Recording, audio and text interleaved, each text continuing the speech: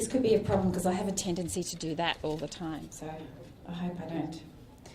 I'd like to acknowledge the traditional owners of the land that we're meeting on tonight and pay my respects to the elders past and present. And thank you very much for inviting me tonight. I'm very honoured to be here and to see so many of my trade union comrades here and lots of other very committed people to this cause, and to see my lovely family here as well, who've come to support the evening. And thank you, Barb, for the glasses. So, stop the boats. Never have 3 words had such a devastating impact on this country's moral compass. An impact that has steered us down a path so terrible, so inhumane, so unbelievably shameful. Stop the boats. They drew the worst from both the ALP and the Coalition in the policies that they created. 3 words designed to appeal to be enslaved by ignorance and prejudice. Since the Tampa and the children overboard, our leaders have been either unwilling or unable to educate, to shift opinion, to overcome the tide of prejudice. Stop the boats. Now, we were reminded tonight that this sort of downslide did actually start in some ways with the Keating government, and this is a Prime Minister who very proudly told me of his wonderful Redfern speech that led the path to Mabo and the path that we are on now to hopefully recognition of our First Peoples, who said to me, had he listened to focus groups or to dreadful pollsters, he would never have made that speech, and we would never have shifted public opinion. I'm reminded of Malcolm Fraser and how we took in Vietnamese refugees, of how welcoming them has totally enriched this country, how he continues to champion tolerance and humane policy. Stop the boats. It is so offensive.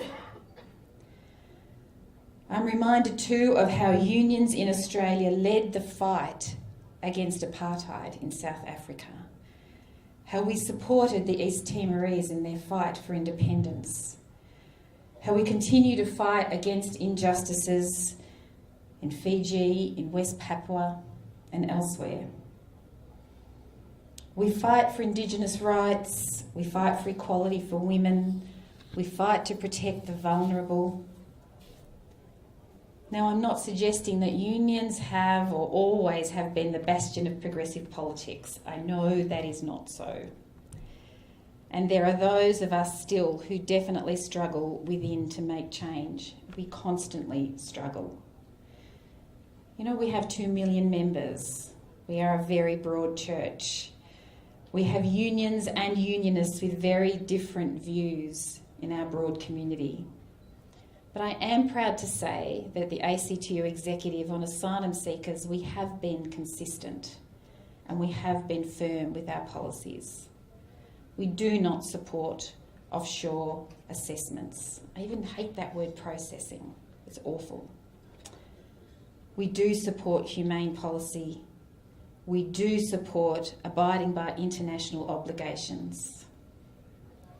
And so many of the unions that are here tonight, I can see the IEU, the CFMEU, the nurses, the CPSU, I've probably forgotten someone there, all great unions that all do wonderful things in their own unions about this issue. But stop the boats is abhorrent to us, one and all. Perhaps as a movement, what we've lacked is the focus as one group. We all work very well individually. You know, we pass a fabulous resolution at executive and think we've solved all the problems of the world. But it seems that everybody else is so quick to take up the banner that there are lots of people working in this area, and we have supported them when we can. You know, there is the Welcome to Australia, there's Artists for Refugees. We've supported wonderful lawyers in the legal profession in the fights they've taken on behalf of refugees. Lots of wonderful groups, the Action Committee, the Refugee Action Committee, and we have been there when we can. We have Labor for Refugees, and we are working right now, hopefully, on a progressive policy to take to the Labor conference with them. But maybe it occurred to me that why a group like this is so important, Unionists for Refugees, is that it's grassroots. And that's what unionists are good at. Unions are good at pushing things from the grassroots up, having conversations the old-fashioned way. We can't always just speak to the converted, and that's what we often end up doing. So we need ways to work within communities to change views in workplaces, in homes, and in the hearts and minds.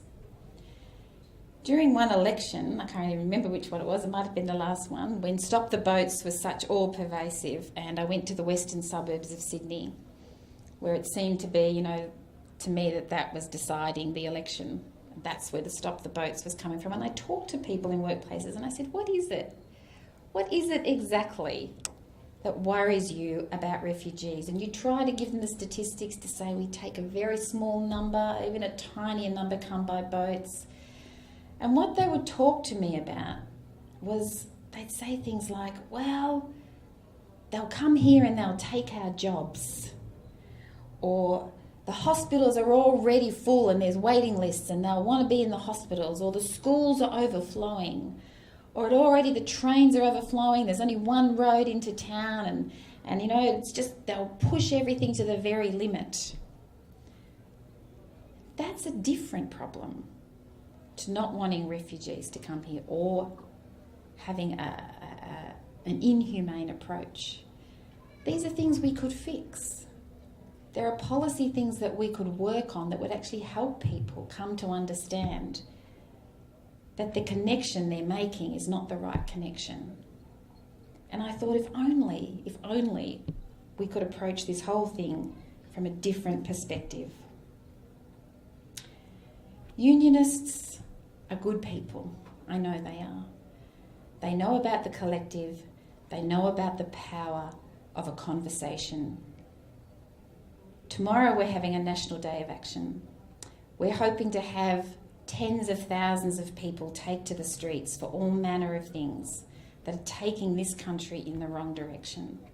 And I know what all those things are. The policies that are coming from this government around health, around education, around welfare, Lord help us, around Indigenous issues, around the public sector and the importance of public services. But I hope that this is one of those issues that we take to the streets on tomorrow. And I hope to see a lot of people there saying that they will march for refugees' rights, because it is certainly part of the wrong direction that this country is taking. And we need to put a stop to Stop the Boats. Thanks everybody for coming out tonight. Really appreciate it.